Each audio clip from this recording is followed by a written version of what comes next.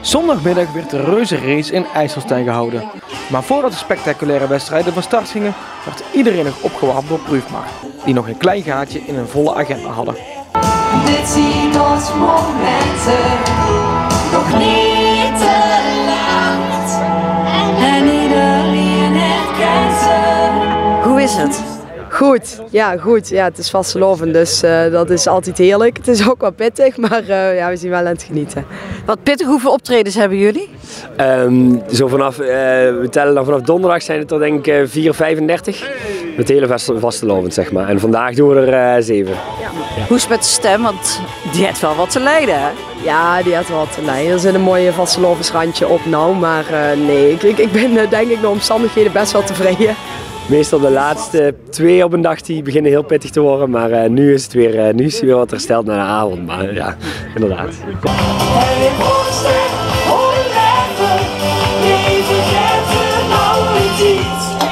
Hier komen alle wegen samen, zodat de regio's nooit meer piet. En daarna konden de 44 teams met elkaar het duel aangaan. Voorheen werd altijd de boerenbruiloft gevierd in IJsselstein. Op een gegeven moment werd dat wat minder in animo.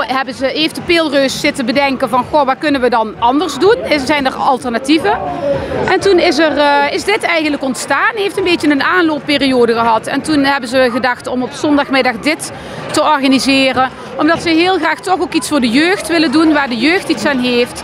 En wat de jeugd ook in IJsselstein houdt en ook trekt. Ja. Nou, de reuzenrace is een race voor alle kinderen van IJsselstein.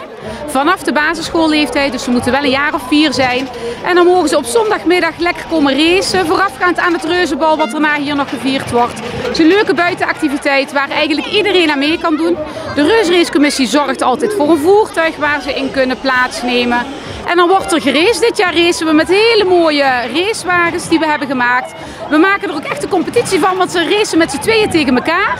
Er komen er nou een paar aan, die moeten nog heel even de bocht zien te halen, zie ik. Maar, dus dat is echt heel grappig. Het is, ja, je ziet dat er toch best wel veel mensen op afkomen. Lekker veel aanmeldingen hebben we eigenlijk elk jaar wel. Dus dat is superleuk. Ja. We hebben beddenrace gehad, badkuipenrace. We hebben een chaise-editie gehad. We hebben een soort van chaisjes gemaakt waar je ooit een paardje voor ziet lopen. Maar dan nu met een papa of mama voorop en de kindjes achterin. Even denken, wat hebben we nog meer gehad? Chaise-editie. En het stuur werkt ook niet echt, hè? Nee, de papa's moeten aan de achterkant sturen. Tenminste bij deze voertuigen. Ja. Extra zwaar. Ja, ze moeten wel even... En ze willen natuurlijk niet afgaan voor de rest van IJsselstein. Dus ze doen wel heel goed hun best. Ja.